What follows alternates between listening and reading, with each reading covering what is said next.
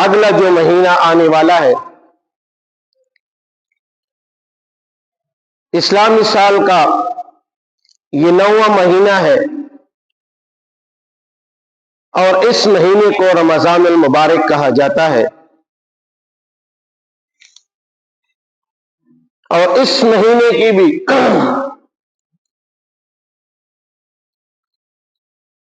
یہ بھی بہت ببرکت مہینہ ہے، عظمت والا مہینہ ہے، جس کے متعلق قرآن پاک میں اللہ رب العزت نے فرمایا شہر رمضان الذی انزل فیہ القرآن، کہ یہ رمضان المبارک کا وہ مہینہ ہے کہ جس کے اندر قرآن پاک نازل کیا گیا ہے۔ یہ اس مہینے کی پہلی برکت ہے کہ اللہ رب العزت نے اس مبارک مہینے کے اندر قرآن پاک کا نزول کیا ہے۔ ظاہری بات ہے قرآن مجید اللہ رب العزت کا کلام ہے، اور جس چیز کی نسبت قرآن پاک سے جڑ جاتی ہے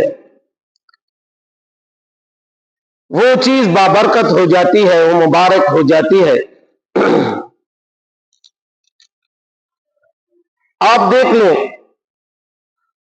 قرآن مجید کے لیے ایک کپڑے سے خلطہ بنا دیا جاتا ہے، عام سا کپڑا ہوتا ہے، اس میں قرآن مجید کو لپیٹا جاتا ہے ادب اور احترام کی وجہ سے۔ تو لہذا یہ عام سا کپڑا تھا، لیکن اس کپڑے کی نسبت اب قرآن مجید کے ساتھ ہو گئی ہے، تو اب اس کپڑے کو کوئی دیران میں نہیں پہنتا، کوئی گلی میں نہیں پہنتا، بلکہ اس کپڑے کی بھی قدر اور احترام ہوتی ہے، اس کی بھی عزت ہو جاتی ہے، چونکہ اس کپڑے کی نسبت قرآن مجید سے ہو گئی۔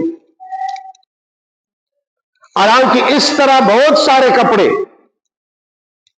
وہ ڈیرانوں میں پڑے ہوتے ہیں، گلی میں پڑے ہوتے ہیں،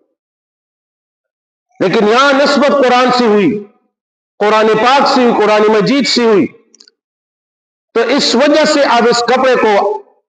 عام نہیں پہنا جاتا۔ اسی طرح ایک لکڑی ہے جس سے راحل بنا دیا جاتا ہے قرآن مجید کے لیے، یہ عام سی لکڑی ہوتی ہے، عام طور پر یہی لکڑی گلی کوچوں ڈیرانوں میں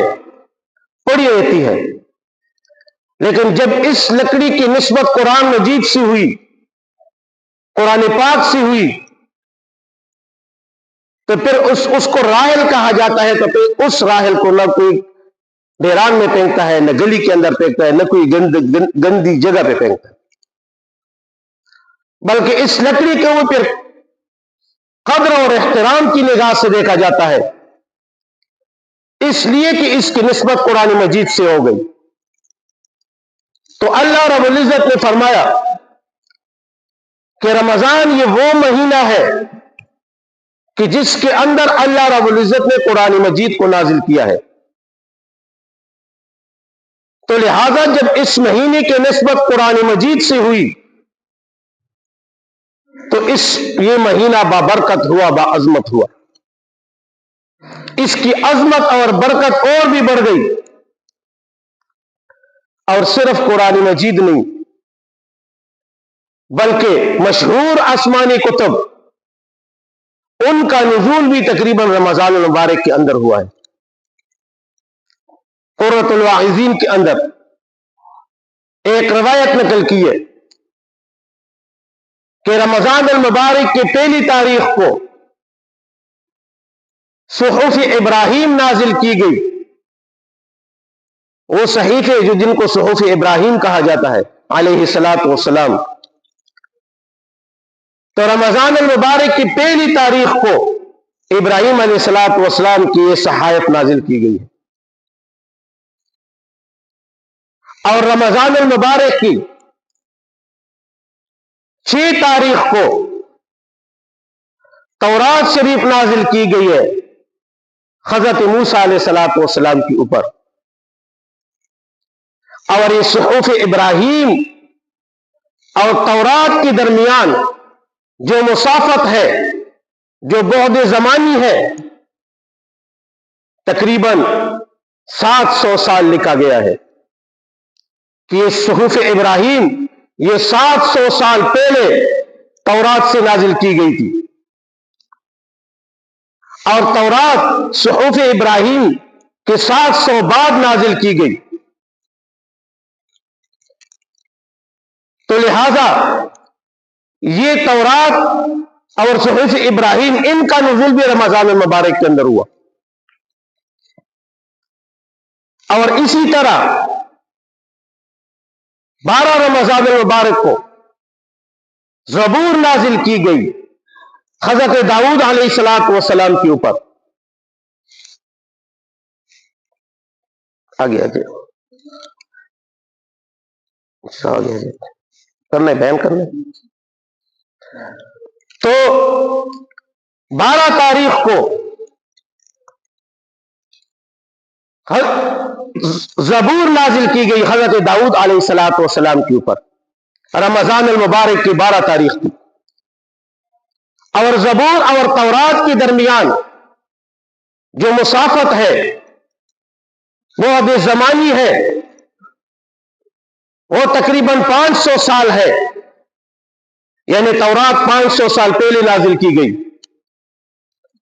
और तौरात के 500 साल बाद ज़बूर नाजिल की गई। लेकिन महीना वो भी रमज़ान मुबारक है, 12 तारीख है रमज़ान मुबारक की। और 18 रमज़ान मुबारक को इंजील नाजिल की गई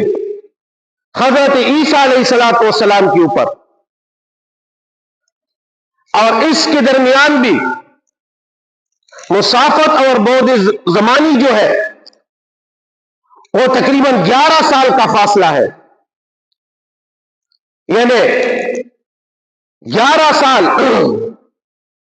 ये इंजील ये ज़बूर की 11 साल बाद नाजिल की गई, और ज़बूर इस इंजील से 11 साल पहले नाजिल की गई। 18 रमज़ान मुबारक था, और 27 रमज़ान मुबारक को कुरान मजीद जनाब मोहम्मद रसूलुल्लाह सल्लल्लाहु अलैहि वसल्लम के ऊपर नाजिल की गई। और कुरान मजीद और इंजील के दरमियान जो बहुत ज़मानी है, मुसाफत है, वो तकरीबन 260 साल है, 260 साल है। इसके दरमियान बहुत ज़मानी, यानी कुरान मजीद को 260 साल के बाद इंजील के बाद नाजिल किया गया कुरान मजीद को, और 27 रमज़ान मुबारक थी। तो मैंने अर्ज किया कि रमज़ान मुबारक की बरकत पहली बरकत है कि अल्लाह रब्बुल इज़्ज़त ने इसके अंदर कुरान मजीद को नाजिल किया, और सिर्फ कुरान मजीद को नहीं बल्कि मैंने अर्ज किया कि आसमानी मशहूर किताबें वो भी रमज़ान मुबारक के अंदर नाजिल की गई। तो लिहाजा ये बहुत बाबरकत महीना है, और एक बरकत